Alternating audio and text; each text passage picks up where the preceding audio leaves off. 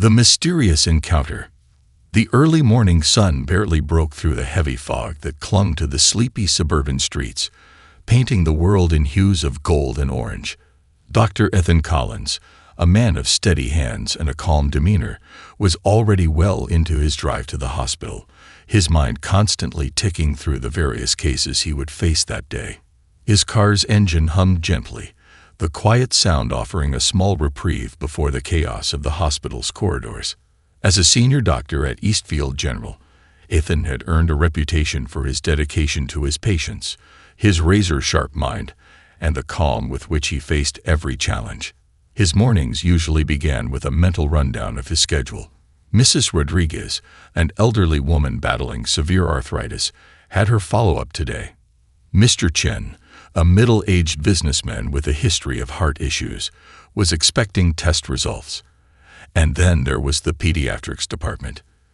Ethan had an ongoing case there that had been puzzling him for weeks. The quiet of the morning soothed him, allowing his thoughts to wander. There was an odd comfort in the predictable nature of his life. He knew what to expect in the hospital: patients, diagnosis, treatments. But he also knew that, no matter how routine his days were, there would always be an unexpected twist waiting around the corner. A child's condition that couldn't be explained, an old friend showing up with a new diagnosis. It was the unpredictability that kept him engaged. As he made his way down the winding road, Ethan's mind drifted back to a recent conversation he'd had with his best friend, Dr. Natalie Carter. She had asked him why he had stayed in Eastfield for so long. "You could be in a bigger city by now, Ethan. You've got the talent for it," she'd said, her tone a mix of concern and curiosity. But Ethan had always been drawn to the smaller towns. There was something grounding about them. People knew each other here. There was a real sense of community. The quiet rhythm of daily life suited him. It allowed him to focus on what mattered most: his patients. But on this particular morning, that tranquility would soon be shattered. As he rounded the corner of Elm Street, something caught his eye: a dark shape on the sidewalk. At first, it was nothing more than a fleeting shadow in his peripheral vision, but something in his gut told him it was more.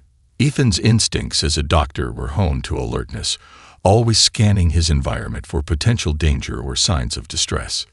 He slowed the car, squinting against the soft glow of the rising sun, trying to make sense of what he was seeing. There, partially hidden by the shadow of a sprawling maple tree, laid a small figure. At first, it looked like a bundle of discarded clothing, maybe a person napping on the sidewalk, but something about the way the figure was crumpled made his heart race. No, it wasn't a pile of clothes.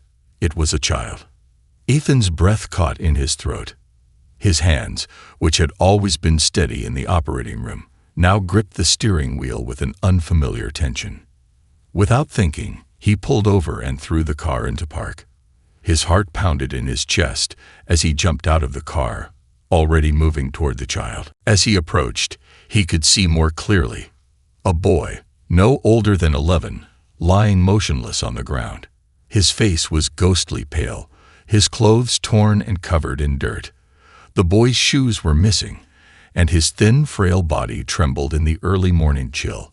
Ethan dropped to his knees beside him, his pulse quickening as he checked for signs of life. There was no time to waste. Every second mattered. "Hey, kid, can you hear me?" Ethan called softly, but the boy didn't stir. His body was unresponsive, his chest rising and falling with shallow breaths.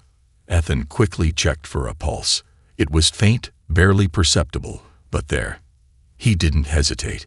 He gathered the boy into his arms, his heart racing with both fear and determination. The child's body was limp, and Ethan felt a surge of panic as he carried him to the car. "Please don't die on me, kid," he muttered under his breath, his mind already calculating the steps ahead. He knew this was serious. The boy was in danger, and he wasn't sure what had caused his collapse, but Ethan wasn't about to let him slip away. Ethan placed the boy gently in the passenger seat and slammed the car into drive. He sped toward Eastfield General, every second feeling like an eternity.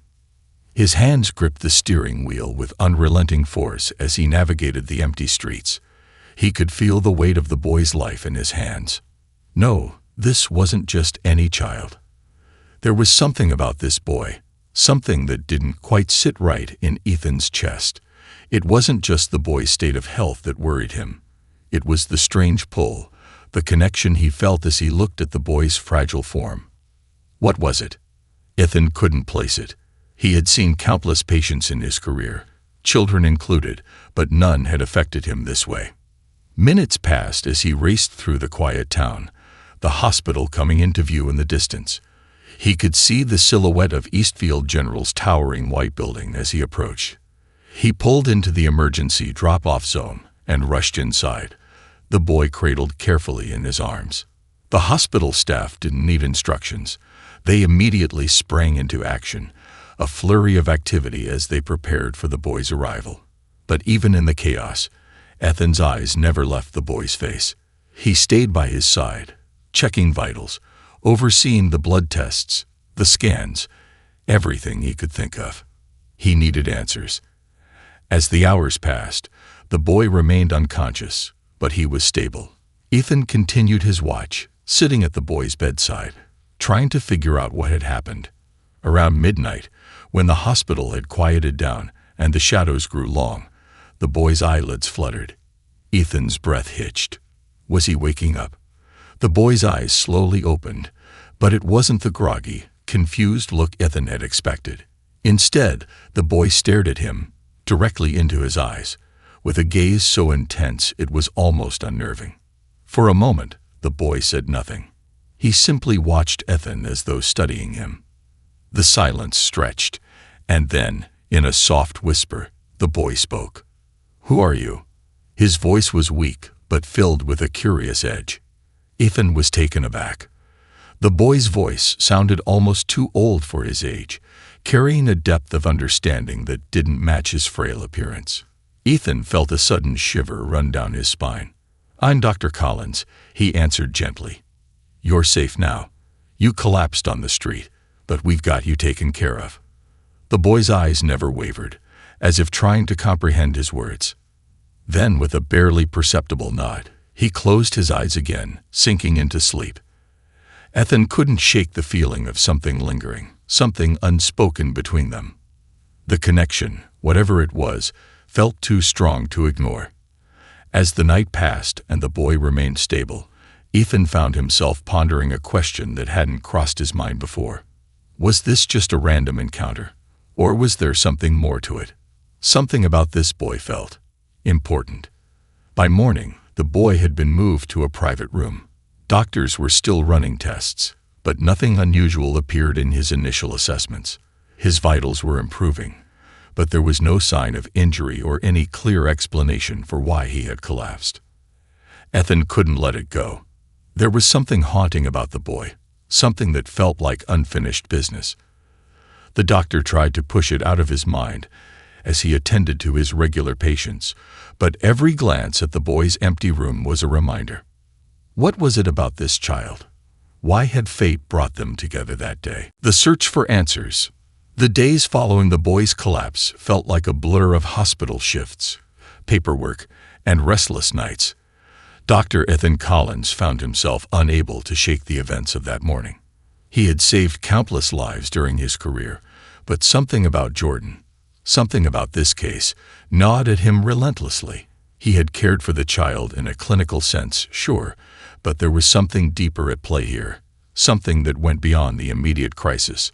Jordan had been unconscious for most of the first few days, but his vitals were slowly stabilizing. The boy, though fragile, was not in any immediate danger anymore. Still, there was an unspoken weight in Ethan's chest every time he passed Jordan's room. It wasn't just the typical worry a doctor would feel for a patient. This was different. It was as if he was connected to the boy in ways he couldn't understand. Ethan spent his nights at the hospital, sitting at Jordan's bedside long after his shift had ended. The boy remained quiet, his eyes closed, his breathing steady. But there was something in the way he laid there that made Ethan uneasy. Jordan never stirred unless someone was near. He was always alert, even in the deep of sleep, and his expression never showed any signs of the typical vulnerability a child might have when they were ill. Instead, he looked guarded, like he was waiting for something. And then came the moment Ethan had been dreading. On the fourth night, Jordan finally woke up fully, his eyes blinking slowly as he adjusted to the light. But his first words were not what Ethan expected. "Where am I?" Ethan's heart clenched. The boy's voice sounded almost as if he had been in a deep sleep for years, his tone filled with confusion, almost as if he didn't know where he was or how he got there. "You're at the hospital," Ethan replied gently. "You collapsed on the street. We brought you in, and you've been recovering here." Jordan's eyes flickered over Ethan's face, his gaze searching, almost trying to find something hidden beneath the surface. Ethan was about to speak again when the boy interrupted him. "Who saved me?" Ethan froze, caught off guard. The boy's tone was so direct, as though this wasn't the first time someone had saved him. It was unsettling, and Ethan felt a shiver race up his spine. "I did," he said after a moment, trying to reassure the boy. "My name is Dr. Collins. I'm a physician here." Jordan nodded slowly, but his expression didn't soften. Instead, he stared past Ethan, as though lost in thought. It was as if the boy was mulling over something far beyond the surface of his simple question. Ethan sat down beside the boy's bed, wanting to ease his discomfort, but Jordan didn't appear to want conversation. He simply lay there, looking out the window as if waiting for something to happen. The silence between them grew heavy, and Ethan finally spoke. "Jordan, do you remember what happened before you collapsed? Anything at all?" Jordan's eyes shifted back to Ethan's, but his gaze was distant, unfocused. For a moment, Ethan wasn't sure if the boy had heard him. But then, Jordan's lips parted, and he muttered just two words: "I'm alone." Ethan's heart skipped a beat. The words hung in the air between them, as chilling as the cold drafts that swept through the hospital hallways at night. Ethan leaned forward, sensing that the boy was opening up in a way he hadn't before. "What do you mean by that? Do you have family, Jordan?" But Jordan didn't answer. Instead, he closed his eyes, and a deep, almost weary sigh escaped him. It was a sigh that seemed to carry the weight of years, years of pain, of loneliness. Ethan's brow furrowed. The boy was so young, yet his words carried a heaviness that was beyond his years. The doctor stayed with him in silence, unsure of how to proceed. This was far more than a simple case of a child collapsing in the street. There was something else at play here, something Ethan couldn't quite understand. Why was Jordan so distant? Why didn't he want to talk about his family? Ethan tried to shake off the feeling of unease gnawing at him. He needed to find answers, both for the boy's well-being and his own peace of mind. There had to be something more to this. He couldn't just let this boy slip through the cracks like so many others did. As the following days passed, Ethan's concern only deepened. Jordan remained guarded and silent, offering little more than the occasional monosyllabic response when spoken to. Ethan consulted with social services, trying to track down the boy's family, but no one had reported him missing. There were no records of Jordan's name, no information that could connect him to any family or community. It was as if he had appeared out of thin air. Meanwhile, Ethan began to notice small inconsistencies in Jordan's behavior. The boy had an unsettling ability to read people, to discern their emotions almost instantly. One afternoon, Dr. Collins asked Jordan about his dreams. Jordan's answer was eerily precise. "I don't dream like other people," Jordan said, staring off into the distance. "I only see things I'm supposed to know. Things that are coming." At first, Ethan thought the boy was simply disoriented from the trauma, but as the days went on, Jordan's words began to haunt him. There was something deeply unsettling about them. It wasn't just the cryptic nature of his speech, it was the conviction with which he said them, as though he truly believed in whatever mysterious vision or knowledge he possessed. Then came the breakthrough. On the 7th day of Jordan's stay, Ethan was going through his routine checks when a nurse approached him with an unexpected development. A private investigator had contacted the hospital. "He's been asking about the boy," the nurse explained, holding up a business card with the investigator's name. Ethan felt a chill run through him. Why would a private investigator be involved? Who was looking for this boy, and why hadn't they come forward sooner? Curiosity gnawed at him as he made contact with the investigator. It turned out that the investigator had been hired by a mysterious group who had an interest in Jordan's background. The more Ethan listened, the more a sense of foreboding took hold of him. The investigator revealed that they had been tracking a series of unusual events, all somehow connected to children like Jordan. Children who had gone missing without a trace. Children who seemed to appear out of nowhere, only to vanish just as mysteriously. It seemed that Jordan was part of a far larger puzzle, one that stretched beyond the confines of Eastfield. Ethan's thoughts swirled.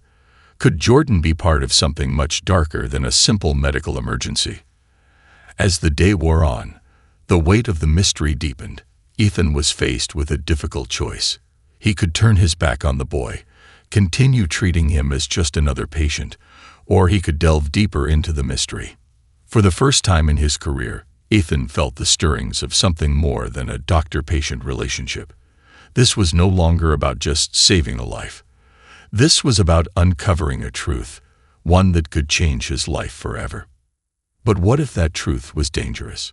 What if it led him down a path from which there was no return? Ethan didn't know the answer yet, but as he sat in Jordan's room that night, the boy's piercing, knowing eyes met his once again, and Ethan felt the unmistakable pull of something far beyond medical science, a connection beyond understanding. The days that followed the revelation from the private investigator were a blur of conflicting emotions for Dr. Ethan Collins. His mind was consumed by the mystery of Jordan's past, his strange behavior, and the unsettling visions that seemed to accompany him. The more Ethan tried to understand, the deeper the rabbit hole seemed to go. It was as if every answer only led to more questions, and the more he uncovered, the more he realized that the story he thought he was witnessing was not one of a simple medical case, but something far more complicated, far more dangerous. For days, Jordan's condition remained stable. He continued to show signs of recovery, but emotionally, he remained distant. The boy barely spoke, and when he did, it was always in short, cryptic sentences. Despite the unyielding silence that enveloped his room, Ethan couldn't help but feel an undeniable pull toward him. It wasn't just the doctor-patient bond, it was something more. A connection that was both unsettling and compelling, like an invisible thread, tying them together in ways that Ethan couldn't understand. On the surface, everything appeared normal. The tests continued to come back clear. There was no trace of any illness, and yet Ethan couldn't shake the feeling that there was something lurking just beneath the surface. Something wrong. It was in Jordan's eyes, those dark, unblinking eyes that seemed to see right through him, as if the boy knew something that Ethan didn't. It was as if the boy had glimpsed something from another reality, and it haunted him. One afternoon, after a particularly trying day of patient rounds, Ethan found himself standing outside Jordan's room, staring through the observation window. The boy was sitting on the edge of his bed, staring at the floor. There was something about his stillness, his quiet composure, that made Ethan feel like he was looking at a completely different person than the frightened, fragile child who had arrived days earlier. For a moment, Ethan simply stood there, lost in thought. He couldn't explain it, but the feeling that there was more to Jordan's story grew stronger by the minute. He needed to know the truth, whatever that truth might be. After a long pause, he entered Jordan's room, as he had done countless times before, but this time he was determined to get more from the boy. He needed answers.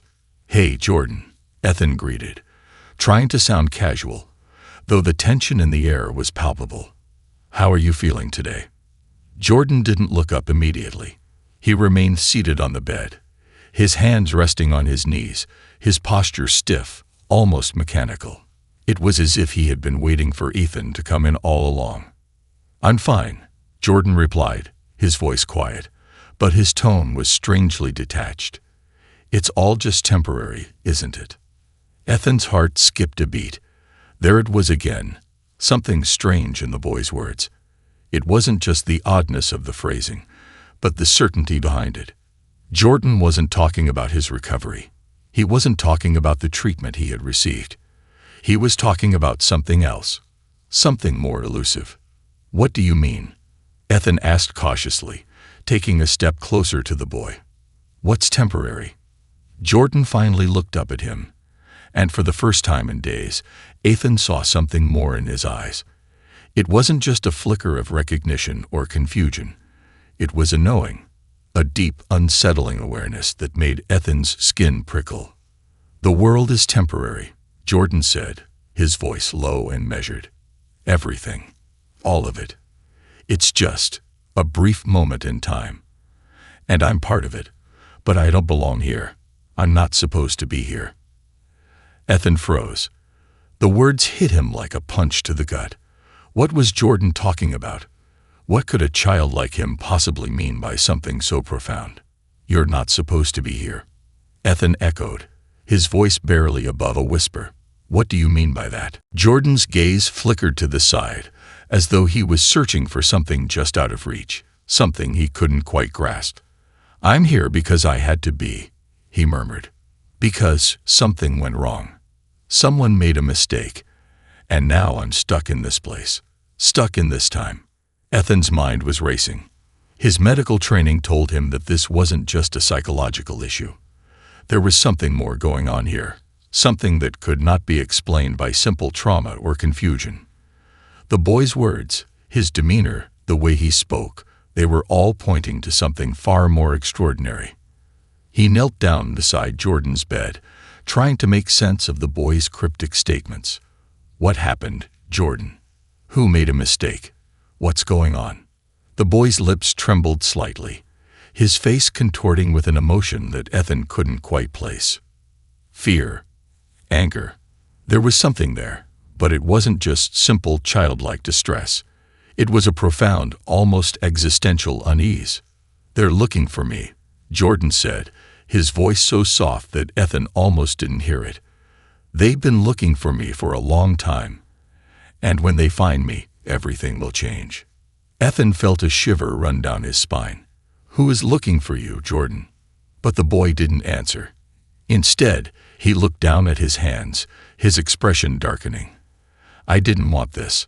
I didn't ask for any of this," he whispered, as if to himself.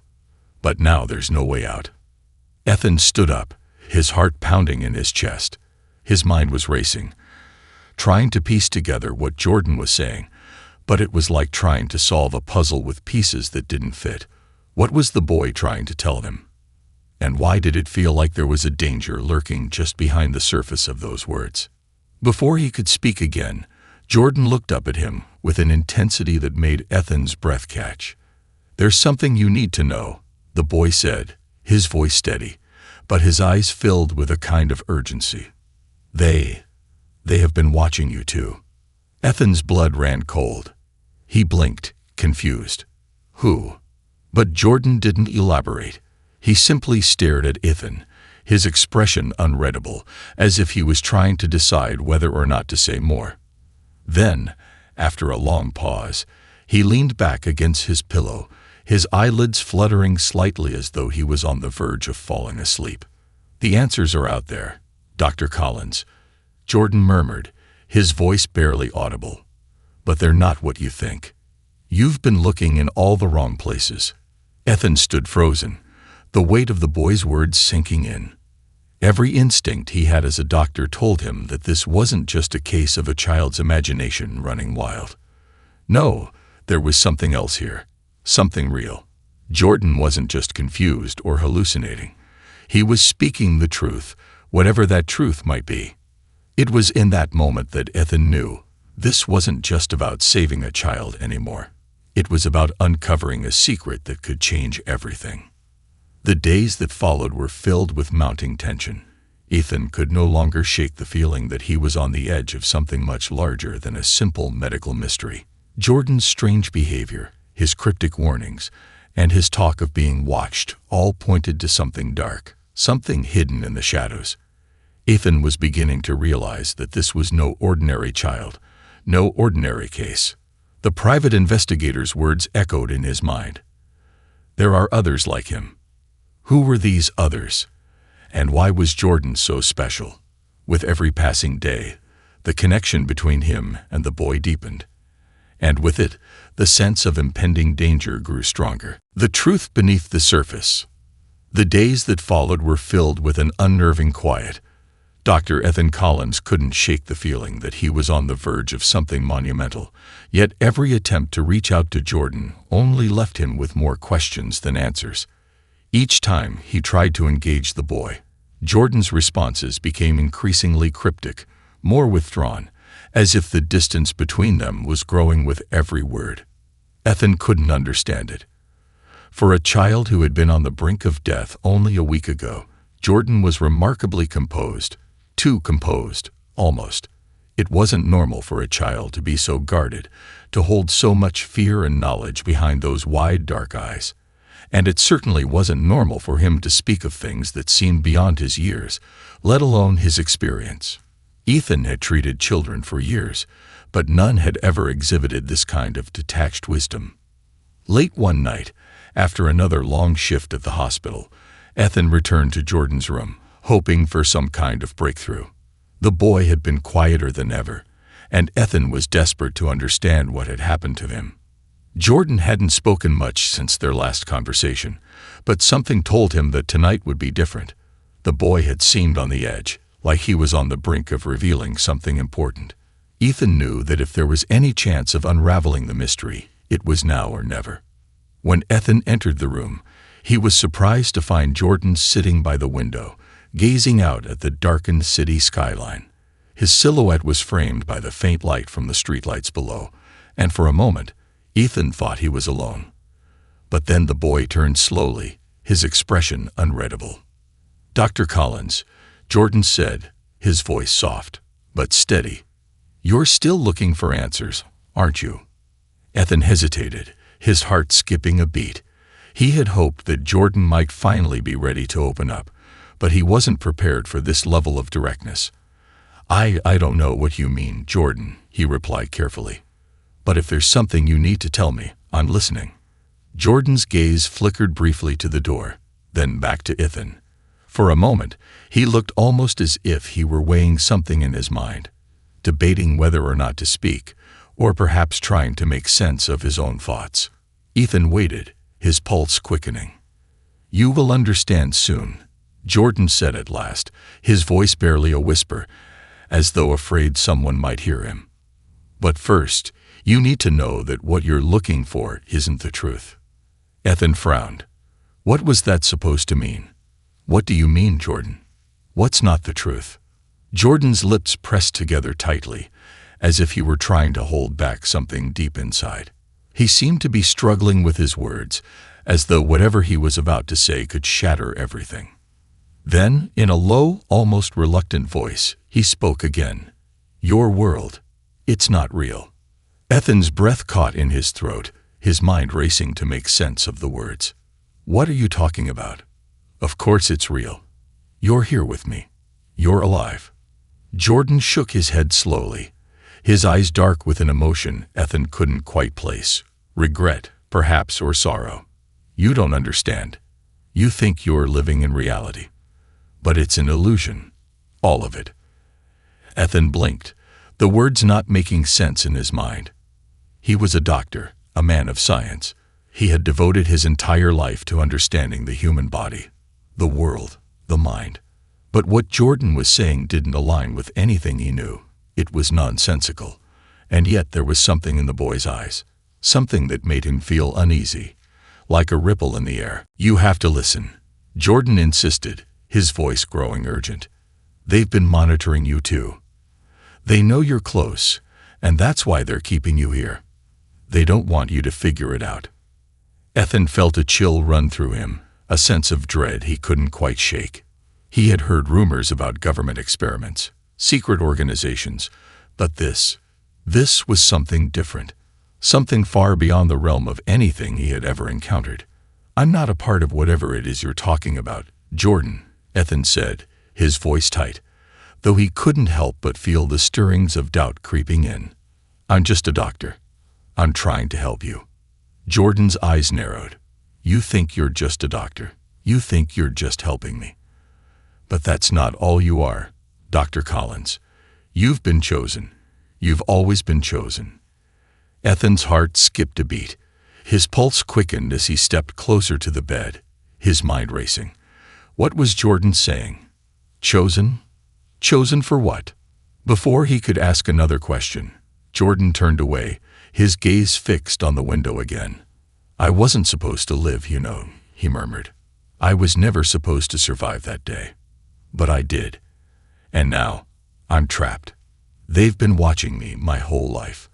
And now, they're watching you too."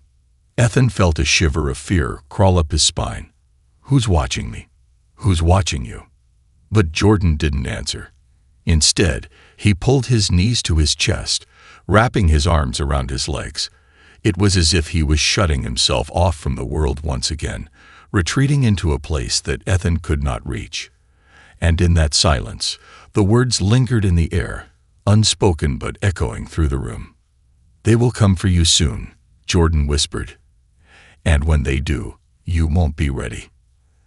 Ethan stood there, frozen in place, the weight of Jordan's words pressing down on him like an anchor. Something was happening. Something was unfolding, and he was at the center of it, whether he liked it or not. But what could he do? He was just one man, one doctor, and he had no idea how to protect himself, or Jordan, from whatever forces were at play. The next day, Ethan found himself unable to concentrate. His thoughts were consumed by Jordan's cryptic warnings. Was the boy simply traumatized, or was there some truth buried in his words? Every part of Ethan's rational mind told him to dismiss it as delusion, but a growing part of him couldn't ignore the feeling that something was wrong. Something that was much bigger than any medical case he had ever encountered. That afternoon, he took matters into his own hands. He began to investigate further, searching for anything that could explain what Jordan had said, anything that might connect him to the strange events unfolding around the boy. He scoured through hospital records, reaching out to other professionals, trying to trace Jordan's origins, his family, anything that might shed light on his past. What he found only deepened the mystery. There were no records of Jordan before the day he collapsed on the street. No birth certificate. No social security number. No history at all.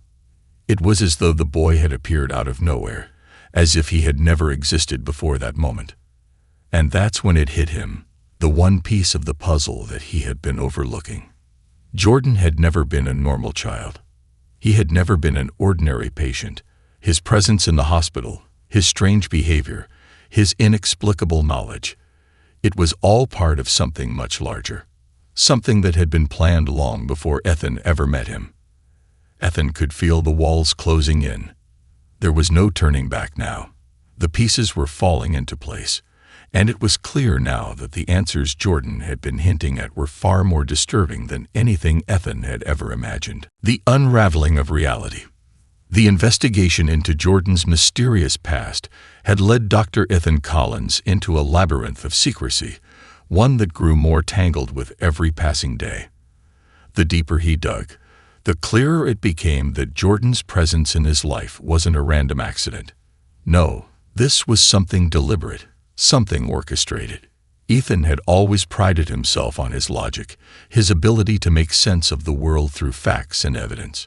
But the evidence he was uncovering now seemed to defy logic at every turn. The strangest part, however, was the feeling of being watched. The feeling that he wasn't the only one searching for answers. He couldn't shake the sensation that eyes were always on him, just out of sight. No matter where he went, there was always a sense of being followed. He noticed unfamiliar cars parked down the street, a shadow that moved just beyond the edge of his vision when he went into the hospital's parking lot. It was subtle, but it was enough to make him paranoid. Despite the growing unease, Ethan couldn't stop himself from delving deeper. He needed to know what was going on, what had happened to Jordan, and why did it seem like everything about the boy's existence was shrouded in darkness. More importantly, why had Jordan been placed in his care? His search led him to an unassuming library in the back of the hospital, an old forgotten archive that contained records from years past. He had stumbled upon it by chance, when he had been looking through medical files that were decades old. But as soon as he stepped inside, he felt an electric charge in the air. This place was more than a repository of old papers. It was a vault of secrets. One dusty file caught his attention. The folder was labeled Project Eden. He picked it up, his hands trembling as he opened the cover. Inside were pages upon pages of handwritten notes, research papers, and photographs. The research outlined a series of experiments involving genetic manipulation, advanced medical procedures, and, most troubling of all, human trials. Ethan's heart raced as he scanned the pages, his mind struggling to make sense of the implications. The more he read, the more he understood. Project Eden wasn't just an experiment. It was a program. A program designed to create something extraordinary, something beyond human comprehension. And Jordan was at the center of it all. His existence, his survival, had never been an accident. He had been created. The boy wasn't just a child in need of medical care. He was the product of a secret, government-run program that sought to push the boundaries of human potential. The papers detailed the experiments that had been conducted on children, testing the limits of human endurance, intelligence, and even perception. There were accounts of children who had been exposed to extreme conditions, altered genetically, and placed in environments designed to test their resilience. Some had died, others had vanished without a trace, but Jordan had survived. He had been one of the few who had made it through the program, but at a cost. His mind, his body, everything had been altered in ways Ethan couldn't even begin to comprehend. The more he read, the more he realized that Jordan was not just a victim of the program. He was its product, its proof of concept. But what was the ultimate goal of Project Eden? And who was behind it? As he continued to sift through the documents, one name kept appearing: Dr. Richard Hawk. The name was all over the research, and every mention seemed to indicate that Dr. Hawk was the mastermind behind the program. He was a scientist, a doctor, but his methods were nothing short of monstrous. Ethan felt a chill run down his spine as he read about the experiments. Children subjected to genetic manipulation, physical enhancements, and tests that defied ethical boundaries. Then one line stood out among the rest. It read, Subject 347, identified as Jordan, is the most successful candidate. His abilities surpass any expectations. He has been implanted with a specific gene designed to activate under extreme stress. Ethan felt his blood run cold. What gene? What abilities? It was clear now that Jordan's condition was no coincidence. The boy had been experimented on, manipulated, before he even collapsed in the street. And now, the moment of truth was dawning on Ethan. This wasn't just a case of saving a child. This was a race against time to protect Jordan from a force that had been watching him for years. But what had Jordan meant when he said, "They've been watching you too"? Had Ethan somehow been entangled in the program? Was he a pawn in this twisted experiment? The next morning, Ethan confronted Jordan in his hospital room. He had the evidence in his hands now, but it wasn't enough. The answers he had uncovered only raised more questions.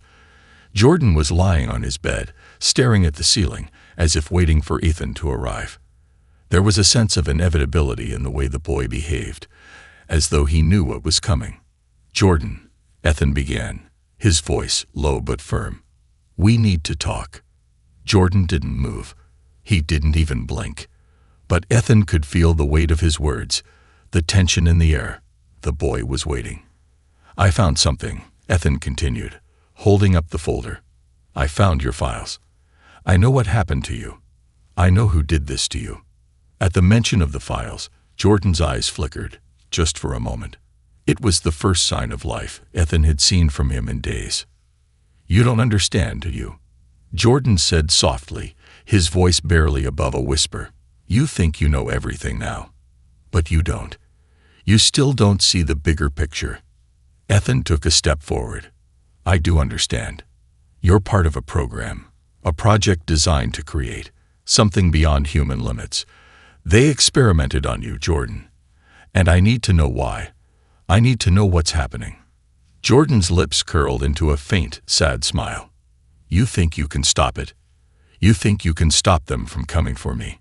You can't. You're already too late." Ethan's stomach tightened. "What are you talking about? What's going to happen?" Jordan's gaze turned distant, as if he were seeing something far beyond the room. "They'll come for me. And when they do, you won't be able to protect me. You can't stop them." Ethan felt a cold sweat break out on the back of his neck. "Who are they, Jordan? Who's coming for you?" But Jordan didn't answer. Instead, he closed his eyes and whispered, "It's already begun." A sudden noise from outside the room broke the silence. Footsteps, fast, purposeful, were approaching. Ethan's heart raced. He knew something was happening. Something was closing in on them. "Stay here," Ethan ordered, rushing to the door. But as he swung it open, he was met with an unexpected sight. Standing in the hallway were two men, dressed in black suits, their expressions cold and unreadable. They didn't belong to the hospital. Ethan instinctively took a step back, his mind racing. These men weren't here to help. "Dr. Collins," one of the men said, his voice calm but filled with an unspoken threat. "We need to talk." Ethan's heart pounded in his chest as he locked eyes with them. This was it, the moment he had been dreading. The moment Jordan had warned him about. The endgame approaches. The men in black suits didn't speak another word, but their presence was enough to send a chill through Dr. Ethan Collins. His instincts screamed at him to run, to get Jordan out of the hospital and to safety, but he knew that wouldn't be possible. These men weren't ordinary government agents or hospital staff. There was something else about them, something that spoke of power, control, and a dark agenda that Ethan had yet to fully understand. Ethan stood frozen for a moment, the air in the hospital hallway thick with tension. One of the men stepped forward, his eyes scanning Ethan's face, sizing him up. There was something eerily calm about him, like he wasn't worried about Ethan's reaction, like he already knew how this would play out. "We don't have much time," the man said in a voice so cold it sent a shiver down Ethan's spine. "We need the boy." The words hung in the air, heavy with finality. The boy. Jordan. The very reason Ethan had been dragged into this twisted web of secrets, lies, and government experiments. Ethan felt a surge of protectiveness rush through him, but he knew that confronting these men head-on wouldn't end well. They weren't here to negotiate. "What do you want with him?" Ethan demanded, trying to keep his voice steady, though his pulse raced in his ears. The man's lips twisted into something like a smile, but there was no warmth in it. "It's not about what we want, Dr. Collins. It's about what's been done to him. And now it's time to finish what was started." Ethan's mind raced. Finish what was started. What could they possibly mean? He knew that Jordan had been altered, experimented on, but he hadn't realized the full extent of what was happening until now. This wasn't just about saving a life. It was about a much larger plan, one that had been in motion for decades, and Jordan was its centerpiece. The boy wasn't just a victim. He was a key to something far more dangerous. "I won't let you take him," Ethan said, his voice low, his hands balling into fists. He didn't know what they would do, but he wouldn't. Let them take Jordan. The second man, who had remained silent until now, stepped forward and spoke. "You don't have a choice, Dr. Collins. You should have stayed out of this. You've been involved far longer than you realize. The moment you treated him, you signed your fate." Ethan felt a cold realization settle over him. They weren't just threatening him. They were playing a part in a game he hadn't even known existed. A game he was now deeply entangled in. "What do you mean, sign my fate?" Ethan demanded, his voice rising slightly with desperation. "I'm just a doctor. I didn't know anything about any of this." The man's expression remained unchanged, as if Ethan's confusion was both expected and irrelevant. "You're not just a doctor, Ethan. You've been chosen. You always have been. A sickening sense of dread filled Ethan's chest. Chosen for what? His voice was barely a whisper now. The man stepped closer, his eyes never leaving Ethan's face. You're a part of a much larger plan, one that goes beyond your understanding. The world you live in, the life you know, it's all a part of something bigger. Project Eden was only the beginning. Suddenly, Ethan's mind was flooded with fragments of the documents he had read in the library, the files on Project Eden, the genetic modifications, the tests. The papers had described children, but had they been testing more than just genetics? Had this been some sort of large-scale effort to control human evolution? The man continued, his tone almost pitying. It's too late to walk away, Dr. Collins. The work you've been a part of, whether you know it or not, is nearing its conclusion. And Jordan, well, Jordan is the final piece of the puzzle. Before Ethan could ask another question, there was a faint noise behind him, the sound of a door creaking open. His heart skipped a beat as he turned toward the sound, only to find Jordan standing in the doorway, his expression unreadable. The boy had been listening the whole time. Jordan's eyes locked onto Ethan's, a strange, knowing look in them. It was as though the boy had known this moment was coming, had been waiting for it. Dr. Collins, Jordan said quietly, his voice strangely calm despite the tension in the air. You need to let them take me. Ethan's breath caught in his throat. No, Jordan. I won't let them hurt you. You don't understand what's at stake here. They've been experimenting on you. They've been manipulating you your whole life. But Jordan only shook his head slowly. It's not about what they've done to me, Ethan. It's about what I am. I'm not like other people. I never have been. Ethan's heart pounded as he tried to comprehend the gravity of Jordan's words. The boy wasn't just a victim. He was something else, something beyond human. I don't know what you mean, Ethan said, his voice strained. You're just a child. You're my patient.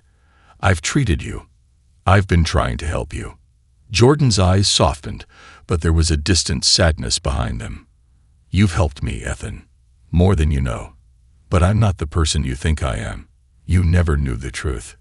They made me this way for a reason. They've been preparing me, and preparing you, for something much bigger. Ethan's mind reeled. The boy's words were cryptic, but they were beginning to make sense in a way that terrified him.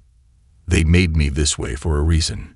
Ethan had thought he had been helping a child in need, but what if Jordan's entire existence was part of a much darker plan? What if Ethan had unknowingly been a part of it all along? The man in the suit, seeing the moment of hesitation, took another step forward. It's time to end this, Dr. Collins. It's time to let him go. He has a role to play, and you've already done more than you were ever meant to. Step aside. Ethan stood his ground, his mind in turmoil. He couldn't let them take Jordan. Not now. But what if Jordan was right? What if this was something neither of them could escape from? With a deep, shaky breath, Ethan turned to Jordan. What do we do then? What do you want me to do? Jordan's expression was grave, but resolute. You've already done everything you can, Ethan. But now, you need to let go. Let them take me. I'll be okay. Before Ethan could protest, the man in the suit spoke again. This is the only way. You have no other choice. Ethan's heart felt heavy as he slowly stepped aside, allowing the men in suits to approach. He didn't know what awaited them, but he knew that Jordan's fate had already been sealed long before he'd ever walked into that hospital room. As the men reached for Jordan, the boy turned to Ethan one last time, his gaze intense, but filled with something that could have been gratitude, or perhaps acceptance. Thank you, he whispered, almost as though he were saying goodbye. Ethan felt his chest tighten. I won't forget you, Jordan. I won't forget any of this. As the men led Jordan out of the room, Ethan stood motionless, the weight of the moment crushing him. There was no turning back now.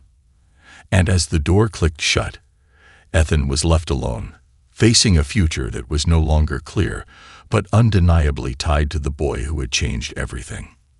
The darkness had only just begun.